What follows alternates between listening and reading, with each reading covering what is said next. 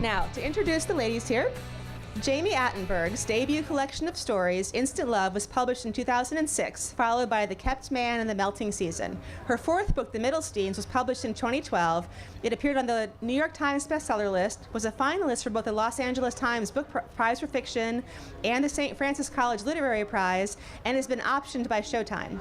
A fifth book, St. Maisie, was published in 2015 and has been optioned by Fable Pictures.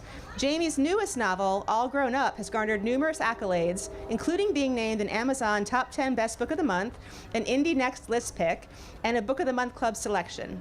Tablet magazine calls All Grown Up revolutionary, a perceptive study of love, sacrifice, and what it really means to be an adult.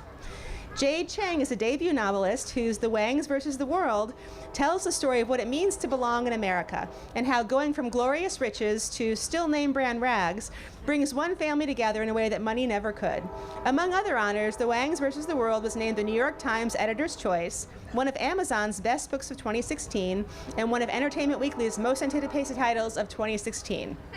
Says BuzzFeed, Chang proves a family doesn't need to be dysfunctional to be interesting, that genuine and fervent love among family members will make you root for their successes even more. I couldn't get enough of the Wangs. The book is done, but I miss them like old friends. Moderating today's panel is Liz Hoddle, who's the Director of Events at Politics and Prose in Washington, D.C. Please join me in welcoming all three ladies. We arranged the train to go by right at that moment to give this a real sense of pomp and circumstance. We're going to begin by doing a quick reading.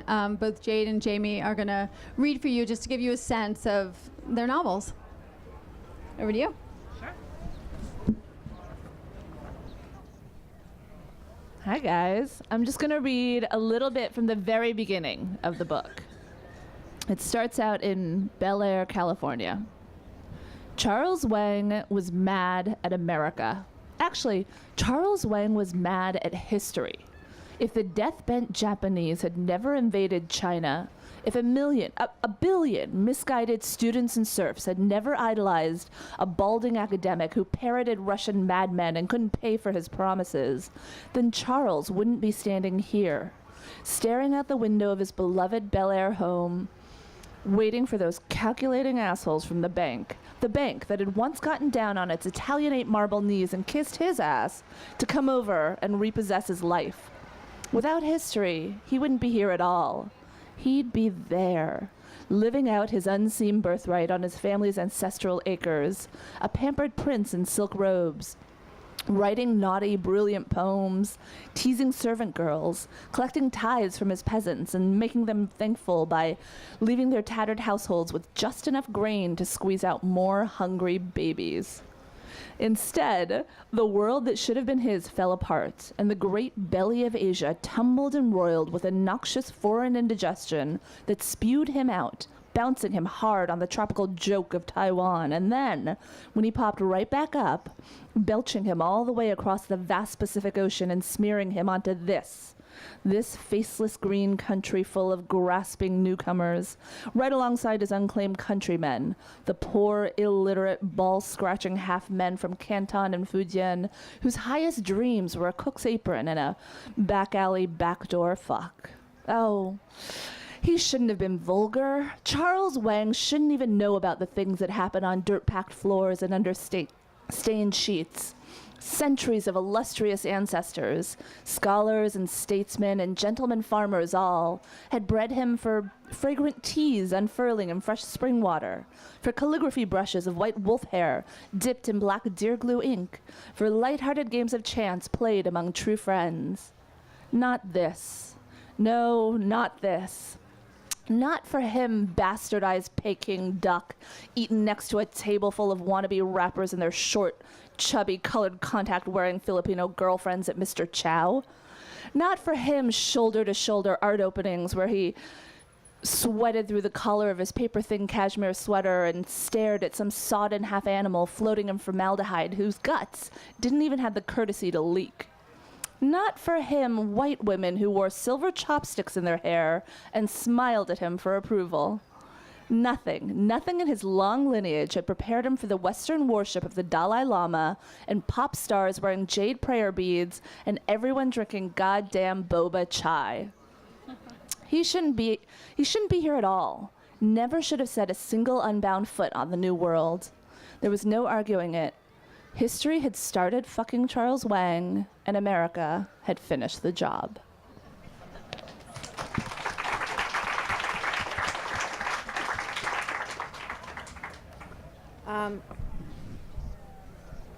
I'm just going to read a little bit from the middle of the book.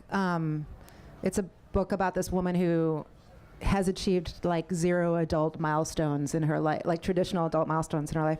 And she's kind of traditional, and she's kind of watching everyone around her achieve those things. So I'm just going to read from this. Indigo has a baby, and I don't go to see it for a long time.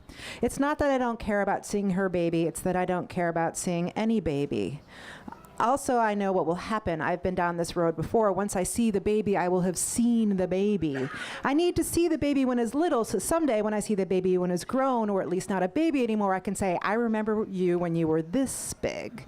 It's all a setup for a later scene to occur at a holiday party or in a cafe, or realistically on a street corner, 2 grown women nodding enthusiastically at the size of an uninterested child tugging on its mother's hand. Once you were small, now you are big. Why haven't you come to see the baby yet, says Indigo, a message she leaves on the phone, non-combative but making a point, wheedling, not a question she actually wants answered. I'll be home all day, I never go anywhere, it's just me and the baby, so just come over, we'll be here. What will happen after I see the baby is that Indigo will become exceedingly busy with her life for a very long time, say 5 years or so. Then she will have time again to see me. Then she will desperately need to see me. Where has the time gone? What have I been doing? Oh yes, parenting. But by then I will be a different version of me, or worse perhaps, the same version, and she will be a different version of her, and we'll look at each other with different eyes. You had a baby and I didn't, and here we are. Do you remember when? Yes, yes, sure.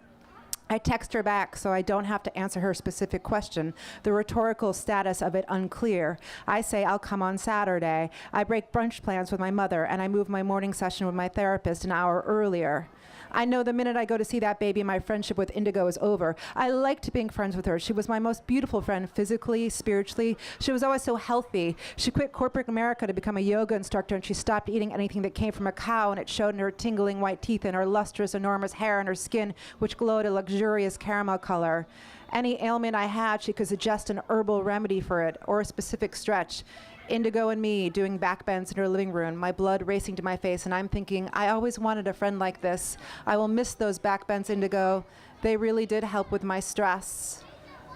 I go to a children's store in my neighborhood, pink, chirpy, cheerful, and buy the baby a book, The Giving Tree, a dire story about a selfish child sucking the life out of an enabling tree. That tree has no agency is what I've always thought. But that is the book you buy a baby. I'm certain Indigo has 5 copies of it already. I'm too late to be the first at anything. I also buy a stuffed rabbit, its floppy ears draping softly in a sea of pastel tissue paper inside the gift bag. This, too, I know she has multiple versions of, more or less. There's nothing original I can offer this child. I am obligated to make an offering, however, a virgin to the gods, a stuffed animal to a new baby. If I lay this gift on the altar, will you promise me I'll never get pregnant? I make sure to get gift receipts for both.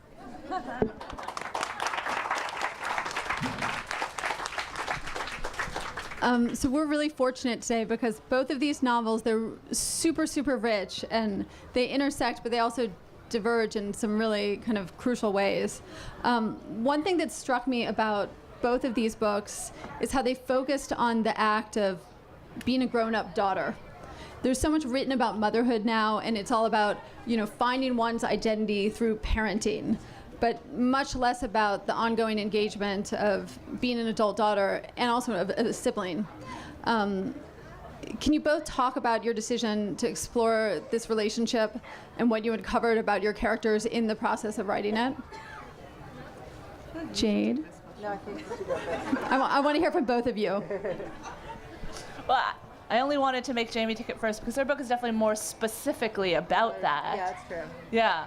But the relationship with Charles is the defining relationship. Yeah, definitely. So in my book, it's a story about a family, and it's a family that's lost their fortune. And I tell the story from all 5 family members' perspectives. There's Charles, the father, who you heard from, who's not always that angry, but it's there roiling underneath. And then the stepmother Barbara, who named herself after Barbra Streisand, which might be all you need to know about her. And the three children, the oldest of whom is Sina, who is a kind of disgraced art world it girl. And she, I think some people definitely see her as one of the central characters in the book. I was really interested in examining all different kinds of family relations. I was really interested in how everyone has a different family. Like, you and your sister experienced your family completely differently. Even though you have the same parents, you both have sisters. It just, depending on how old your parents were when you were born, they're different. Like, it's all, and I was really interested in kind of exploring that with 5 different points of view and kind of lots of different combinations of these characters talking to each other. But in terms of kind of writing about being an adult daughter, I don't know that I thought about it in those precise terms, but obviously, if it's write what you know, it's something I'm familiar with. Yes. I just thank you for answering that first, because I needed to collect my thoughts. Really, that's what it was. Okay. There's a scene in the book where Andrea is on a road trip with her mother, and she texts everyone she knows, and the text says, "My mother is trying to murder me with her emotions," which I think is like really encapsulates their relationship together, which is like, I'm not giving anything away. Her father dies kind of tragically when she's really young, and so it's just her and her mother, and also a brother who's sort of like a stoner off in the distance, kind of, distant in their family as well. And so it is really about the two of them, and her mother gets devastated when she loses her husband, and she kind of regresses a little bit emotionally, and so she's sort of like looking after her mother at certain points, and her mother's looking after her at certain points, and it's a little bit of like we're all just trading off looking after each other. But this book, the present tense of the book, because it kind of time shifts a lot, is her 39 about to turn 40, and her mother is just saying to her, it's time for you to grow up, it's time for you to be a grown-up. And she kind of needs to recognize that, her mother needs to recognize that within herself. Right. So the book is really, it is, I very much enjoyed the relationship between the two of them a great deal, and felt like I could keep writing them forever. I found them really entertaining, but just because they do, I feel like nobody makes you crazy like your mother. Like nobody, like they're just, all the time. I don't know if this, I was sorry, I was at the panel here before, which was like Courtney Sullivan's panel, and it was like totally the Irish Catholic panel. And then I was like, wait, is everyone going to get up and then all the Jews are going to walk in here? Or I don't know, I guess. But also I feel like, I've said this before, that there's like a Venn diagram between Catholics and Jews. And then at the center of there's guilt on one corner and guilt on the other, on food and whatever, and then in the middle is just mother. It's like that's our uniting neuroses, is our mothers. I don't know, how do you feel about that? Well, I do think it's fascinating because you think that these things kind of change as you get older, but I was once at my grandmother's house. My grandmother was 93 at the time. My mother was in her 60s, and my mom was chopping something, and my grandmother was like, no, you have to do it, you're doing it the wrong way. And my mom looks at her and she goes, Mom. And I just felt like, what? Like, I guess that never changes. Like, you literally just rolled your eyes at your 93-year-old mother. And that's specifically what I was interested in. And it's, as we get older, it's a relationship, being a child, not just a mother, but a father as well, that we just pay less attention to and is less kind of foregrounded in a lot of modern writing, essentially. I'm so uninterested in the father-daughter relationship. I think my father-mother relationship you just wrote them right out. Is way more. I just kill them off. I kill off all the dads right away. Whereas I find the father-child relationship. I did the opposite thing. I killed the mom. But but I do find the father-child relationship so interesting because, and I've talked about this with friends, like when you're growing up, you're often just a lot closer to your mother, even if you have this kind of close, loving family. You know, I remember a friend once telling me that when she was a teenager, she and her dad like went to get frozen yogurt or something, and she was in the car with him, and she felt like, I don't know what to say to this guy. Like we haven't done this before. That's crazy. Yeah, and I always find that really interesting, and that was one of the things I wanted to explore a little bit. Yeah. See, I feel like if they're not going to make the effort, why should I? Both of these books are really interesting because they tell kind of somewhat known familiar stories, an immigrant story or a single woman story.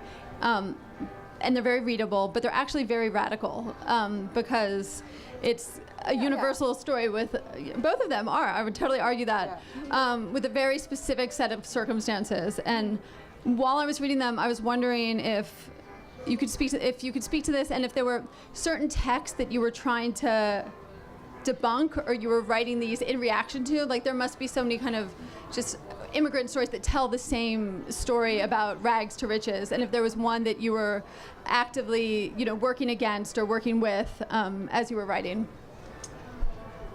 I mean, I think we all know the kind of well-known immigrant stories.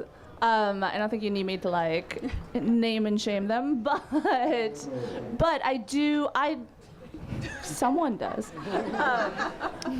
But one of my big driving forces in writing this book definitely was this desire to write an immigrant novel that was a big, fat middle finger in the face of the traditional idea of the immigrant novel, which has always been very much something that is, we are a people who are trying to fit in. Right. It's about measuring up. It's about feeling, and often it's about pain and all the different ways that you can suffer in America if you're an immigrant. Whereas I don't want to deny that suffering, and I'm not saying that those books aren't also important and were very much necessary at different times, but I also think that telling a story of people who feel completely central to the story of America is really important. And that definitely was one of my big goals in writing this book. That makes a lot of sense. Yeah. I mean, I definitely was not interested in writing a book about a single woman at all. And in fact, I really early on in the book, I kind of dispense with it, where it's just not, it's not central. Yeah. It's not central. Within the first couple chapters, if you haven't figured out who she is, it's sort of set. So I wrote a couple of stories, including the one that I read, probably about a year before I actually started writing the book, and I just didn't really want to deal with it, because I was if I write this book, it really was just a woman watching her best friend get married, her best friend have a baby, and I don't want to give away, but just sort of these traditional milestone things. And I thought, I don't know how to actually write this book. And not have it be about this, and I don't want to write, and also for example, I actually think that Sex and the City is a show that's totally worth watching, although a little, Jennifer Armstrong is writing an oral, is it an oral history? It's a cultural history. A cultural history. She's also written books on Seinfeld. She was here today, and Mary Tyler Moore too. So she knows the woman knows her shit, is what I'm trying to say. And it's it gets kind of put into a box, but also it's not of my reality as well. So I definitely wanted to write something that would felt like it was my own take on it. I wanted to break this kind of book and this kind of story and show the real version of it, because it's not my reality. But so to me, it's also not what the book is about. Right. I mean, you read a lot of reviews of, All Grown Up, and I found them really inaccurate, because they're all about life as a single woman and the struggle of being a single woman. But to me, what this book is about is this deep, unrequited, difficult relationship between a woman and her art. Yes. And that. Agree. Yeah.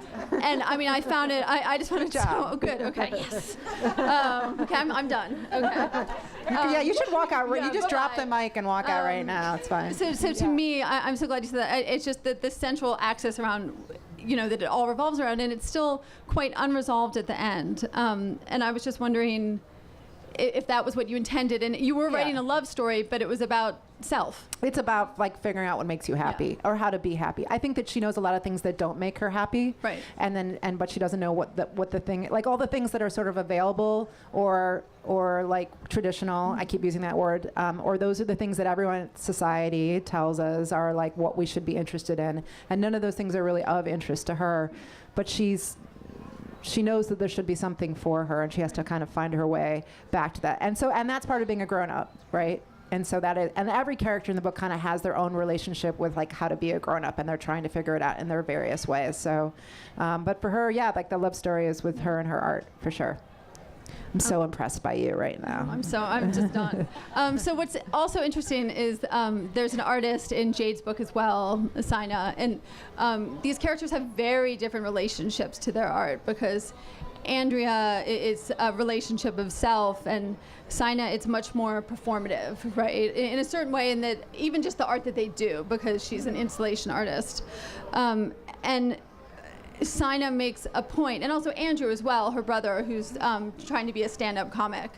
And she makes a point that to talk about the fact that she's not the muse, and to talk about the fact that being an artist, I think, what does she say? And what is an artist really but someone who doesn't mind being an asshole? Yeah. So I was interested, Jade, to hear you talk a little bit more about that and kind of how that came about, what you were thinking. Yeah, I mean, so I really feel like every novel is just about kind of the characters figuring out how can I be a person in the world.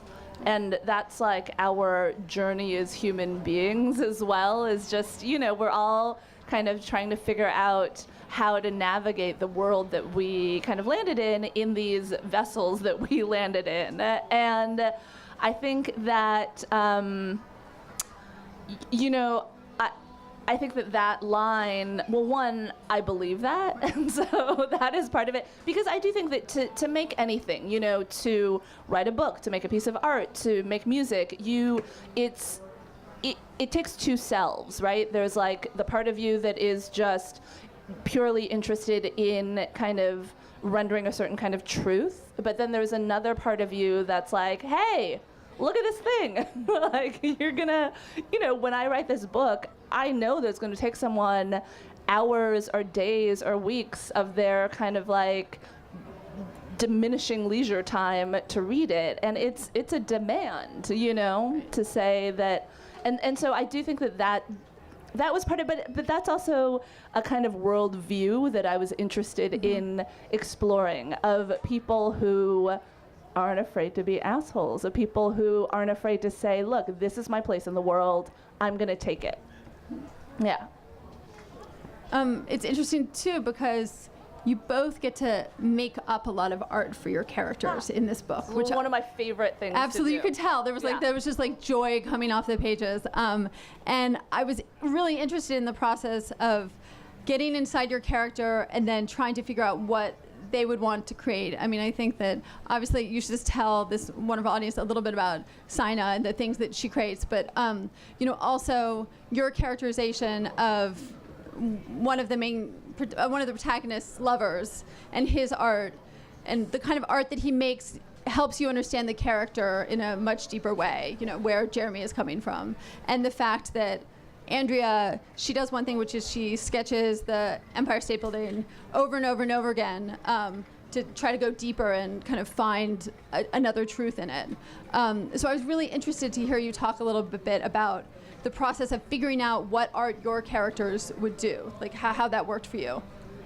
Well, my second book, The Kept Man, one of the characters was an artist. So I kind of like blew it out there where like I would just invented so much art for him that with this, it's a little bit more just like very brief kind of sketches. But that one I like did tons and tons of work on.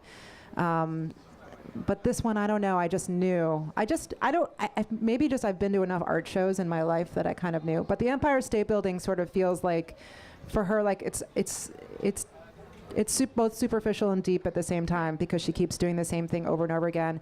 And for her boyfriend, or like someone she dates sort of briefly within the book, he has paintings that are like looking into like a deep bottomless pit.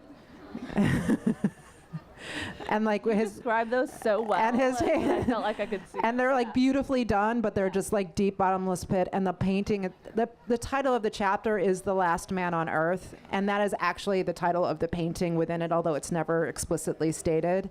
But it's and also that's him. Like she's like, this is who she's left with to date, is like this guy who paints holes like that he's looking into all by himself. So I don't know. It entertained me. I mean, half of what we're doing is just entertaining ourselves and keeping ourselves company. So his depressing paintings entertained me very much. Well, and also I think that like it's true, half of what we're doing is entertaining ourselves. All of these characters in a way are like wish fulfillment. You mentioned that one of my characters is a stand-up comic, totally because I just thought it'd be so fun to write stand-up sets. And which I do. There's a couple of them in the book. And I also have always thought that it would just be really fun to be a conceptual artist. And but the other thing is, I was really interested in the book covers a lot of different worlds. So there's the finance world. It's set in 2008 during the financial collapse. And there's the finance world and the art world, which I just feel like there are these really interesting similarities between these two worlds. They're both worlds that essentially declare a value for a thing. Mm-hmm. And then all the rest of us just kind of fall in step and we say, okay, that painting's worth $1 million, that one's worth $0. This rag of paper is worth $1, that rag of paper is like going to be thrown in the trash. Like it's all, in a way it's all like a low scale con game, or high stakes con game actually, when it comes down to it. So in creating her art, I definitely kind of kept that in mind. I do kind of want to describe one of the pieces, but then I also kind of don't. I feel like you might just have to experience them. It's completely worth it. Yeah. Let's talk a little bit about sex and about writing about sex. Yeah. Guys if you don't, hello? if you're not interested, if you don't want to hear about sex, leave right now, and then come back in like 5 minutes. Yeah. Okay. 20. I was just really impressed by the fact that both of these books, are very frank and open about sex writing and about, documenting that experience. And some of them, just to give you a sense, Jamie, will you read that? There's one passage in Jamie's book that I just adore. It's where the paper is. Okay. A surprise. I don't know what it's going to be. Oh, okay. We have sex instead, and it is even deeper and closer this time, as if he has crawled up inside my womb and nestled there for safety. I hold his face in my hands, and we look at each other and don't speak, and the room closes in on us. I feel it. The world is shrinking, and there is just him and me, physically connected, as close to being one as we can be. Gross. I feel like we almost don't even have to talk about that because that paragraph does all the work for us. It simultaneously presents it and then like takes it away. And there's a lot of bad sex in or awkward sex or fun. My last book, St. Maisie, I was like, I want her to have really hot sex. And so like all the sex scenes are pretty like straight up passion or like deeply sad and emotional, but still she gets off. And like this one is always like, the gaze is just like on like just poorly timed pubic hair kind of stuff, like it's really very, I don't know, I just had a really good time making her have terrible sex this time. And do you get support from your editors on that? Do they ever push back and say too much? We have the same editor. Oh, right. Yeah. I don't, she doesn't have a problem with it. She seems to be all for it. Yeah, she's all for the sex. Yeah. That was never an issue. No. Yeah. Yeah, I mean, that definitely was something that I thought about a lot, because I feel like there are some things that are just never written about, frankly, in books. Another one is menstruation. Like, when have you ever read about that in, like, a literary novel? Literally never. At least I haven't. But I might write it. So that's not in this book. But, you know, I do have the middle son, there is a masturbation scene, and that was really interesting to write because I wanted it to be both real and funny and a little bit sexy and like horribly embarrassing. So Like sex. Yeah. like sex. This is very interesting. So you can research anything these days, and I actually went because I wanted to like hear boys talk about what it felt like for them, and Not boys, men. both. Oh, all right. Yeah. I mean, Where is this going? he's 21, so you know, like, I actually went on. There are long message boards that are full of people describing sort of their masturbatory experiences. It's amazing.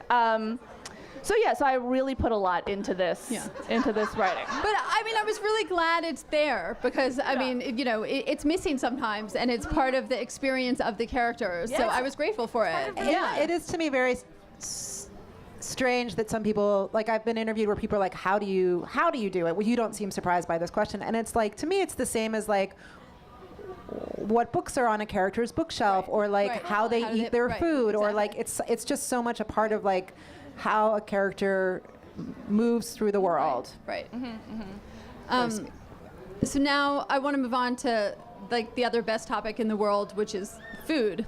And I was joking to Jade that we could basically spend the entire time on food, because I don't know if any of you read New York Magazine, Grub Street Diet. It's like, if you don't, your Friday mornings are now transformed, because basically it details what a creative or what a New Yorker eats for the week, basically. And yours are just pretty much masterpieces.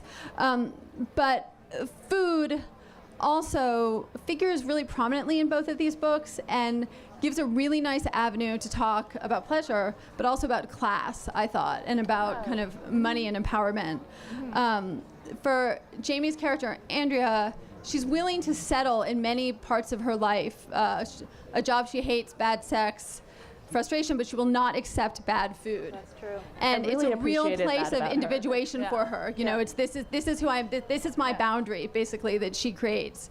And then in Jade's book, you know, food is all throughout it, and there are these nice contrasts, basically, between Sina, who is a locavore in upstate New York, and you know, always with a locavore or, you know, organic farmer boyfriend, and it's just beautiful. And then her father, Charles, has this very different relationship to food because of it invokes comfort and like his heritage, and especially it can calm him at even the wildest moment. There's one piece, I think, that when he goes back to China, he says, no matter what's happening to me, if I can eat something that it will calm me, I think you're thinking of the son, actually, Andrew, when he's I think eating it's the Charles. shrimp fried rice. There's when Charles goes back and he's in the night market. Oh, Yeah. yes, I forgot about that. But Okay. Andrew as Yeah. well. But I just Very I was bad memory. No, I just read it. She just read it. Yeah. So I was interested, first of all, Jade, were you trying to create a distinction of palettes? Was that something that you were conscious of, that they experienced it different ways? And how much did your thinking about class figure into it? That one thing that's interesting is both of these women, Sina and Andrea, have the money always to get the food that they want and that will nourish them. And it seems like a small detail, but I found it really powerful. So I was wondering if you would speak to that. You know, I don't think that I thought distinctly about class in terms of food. I was thinking a lot about class in terms of a lot of other descriptive things in the book, but I think you're right. I do think it comes out a lot with the food, but I was thinking a lot about food in terms of consumption, just like pure kind of just not only sort of like a sandwich to mouth consumption, but just a real kind of like, I will take this thing from the land, and I will like have my way with it, and then I will ingest it, like just the complete kind of carnal act of it. And there's a scene, and I also think that like many of our most distinct memories that are not about death or birth are about food.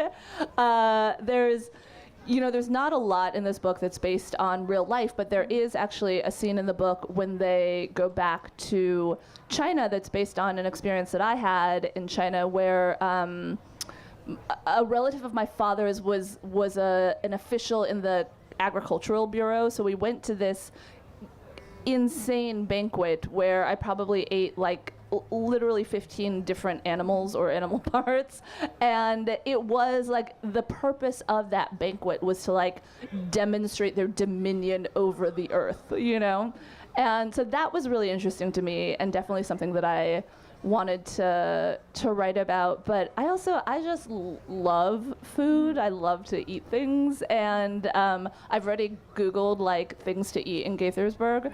If anyone has any recommendations, let me know. And so that was definitely something I wanted to explore. Yeah, writing about food is definitely a safe space for me. It's like a comfort, like when things get sort of like sad, like too sad or too stressful, like I can send my character to go eat something and like slow it down for a second. And I love food. But really specifically in this book, I actually was talking about class, because when Andrea's growing up, the scenes that take place when she's an adolescent and a teenager, they have no money in that house, and her mother throws these rent parties, and people bring food to their house. Like she makes like a base, like rice and beans or whatever it is, and then people bring all these things that she can't usually have, and she's like covets like a block of cheese that she finds and wants to hide it like somewhere in her refrigerator so that she can have it for the next day. So for her, like when she becomes older and she has a job that, even though she does hate that job, it pays her bills and pays her well, it means that's something about being a grown-up to her, right? That's something that means something to her, is that no matter what the situation is, she can sort of eat her way out of it. Right. Or to a place of comfort. Right. Balance. Food's the best. It's just the best. Yeah. It's just the best. Switching gears a little bit, being a writer in 2017, Gia Tolentino in The New Yorker wrote a piece this week, I don't know if you guys have seen it yet, about kind of the death of a certain kind of confessional essay online. It just, I read it this morning, so it's, and it for me, it linked up with something in your book that Sina had said about kind of her parents and what they had to endure in China. And she kind of says this idea that having really big problems can clarify and simplify things.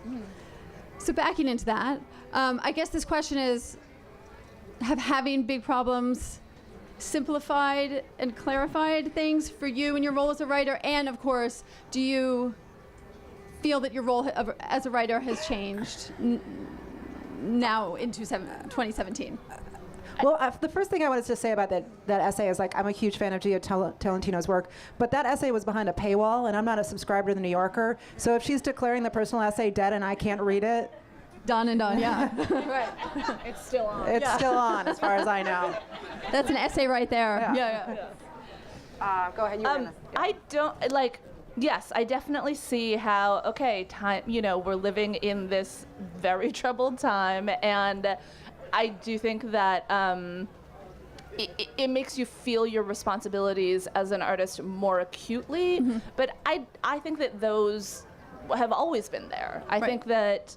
I think it's always evident been in both of your books already. Yeah, I would hope so. And I feel like it's always been the role of writers to kind of, look at what is happening in society and kind of reflect that in a way that is kind of thoughtful and questioning. And for me, that hasn't changed, Yeah, I would hope that it would just kind of continue to, be there. Yeah. I was in a conversation with Nathan Hill, and he said one thing that really struck out to me. He said, if I'm sure how I feel about something I'm writing, the fiction doesn't come alive. That he really needs to be figuring something out on the page in order to create the tension and the energy. And I was just interested in your experiences writing these books. Did you feel that? And did you write from a... What was it? He said, if I'm sure how I feel about something, the fiction doesn't really come alive. So saying that he needs to be figuring it out as he's writing it. Like, true. did you write from a plan, and kind of what surprised you in the writings of these books? You had the idea, but what surprised you in the writing of them? I mean, sort of my best answer to that is that I start off a book and either I love a character and I write my way into like seeing what their flaws are, or I start off a book hating a character and I write my way into loving them. So it's, and I think as long as you set up like really good clear stakes at the beginning of the book, then the problems are already there for you to solve as you move along. In terms of like surprising myself, like I mean the biggest journey for me for this book was that I wrote 3 stories from it, or 3 chapters of it, and then I put it away for a year, and I wrote 100 pages of a ghost story instead. But it like they were all the same characters in the ghost story, and then it turned out I was really bad at writing ghost stories, and so I kept showing it to people, and they were like, you should not write this. And then I wrote like 50 pages of like a 1970s Chicago novel, and again, same characters in that book. And that wasn't working either. And then I had a friend who said, Alex Chi, who's a wonderful novelist, and he said to me, you should, why don't you go back to those things you were writing? And then I had spent so much time with these characters, getting to know them, even though I didn't realize that's what I was doing the entire time. And then when I sat down to write it, I wrote it really quickly, because it had all been sort of brewing in my head, and I'd run these characters through their paces already. So that was like kind of the big surprise or interesting thing to me, was writing my way into it by writing in another, 2 other books entirely. Do not recommend doing it that way. Do it another way. Yeah, I definitely think that's true. I feel like I start a book with kind of both an emotion that I want to convey, and then also a sort of like problem that I'm trying to solve in my head. But I think also in the sense that, like, when I was saying that I feel like every book is really about people figuring out how to be humans in the world, I think that is the question. Like, that is the question that you're answering. It's kind of, I've created this world, how do these characters navigate their way through it? How do these characters find a way to be sort of to grow inside this world? And that, even if you kind of know what's going to happen in the end, I knew, it's a road trip book, so not only did I know what was going to happen, I also knew where it was going to happen at every step. But I still didn't know exactly, I would outline and say, like, Grace, the youngest child, like, has some response to this particular action in this place, but I wouldn't know exactly what she would do until I kind of got there, until I kind of made that journey. Yeah. Right. That makes a lot of sense. Yeah. We would love to take a couple of questions from you guys, and we have one right in front. Go ahead. What surprised you from your editor's comments to an early draft? Oh. I'm trying to think. One of the things about the book is that Andrea's really checked out from one of her family relationships, and she doesn't want to go visit these family members. And my editor was like, "What if let's just send her once. Let's send her So I played it out, and I wrote it and changed. It was so far along that it was like a domino effect, and it changed 4 other things in the book, and I wrote it all out, and I was like, you know what? She's not happy going there. Right. She doesn't want to go there. I have to undo all this work that I did. But it forced me to recognize things about my character by putting her through those paces. So that was the surprise, is that she wanted her to be a little bit different of a character, and I was like, no, she's kind of a jerk. She's a very lovable jerk. Yeah. Honestly, there wasn't a ton that I found really surprising. It was more that when I got the first round of edits, I was like, oh yeah, it's true. I do need to do that. Oh yeah, that can be shorter, or that could be longer. The thing that surprised me was the copy edits. That's intense. Turns out I don't know how to use commas, like at all. But like it was intense. Yeah. We also, I probably have this, he's like a real old school copy editor. He's a gentleman and a scholar. Yeah. Like he was he for like really Philip is. Roth's copy editor for a long genius. time. He was? Yeah, and he's really great. Yeah. And the first he sent me the letter, and like it's written, my book is written in a really specific style, and he was like, sometimes you get copy editors and they try to force it into like what's. Yeah. Because this is definitely like the language breaks the rules here and there in the book. And the first thing he said to me in his letter was like, "I'm not going to try and change your style." He said that to me. Yeah, and then you feel like you trust him.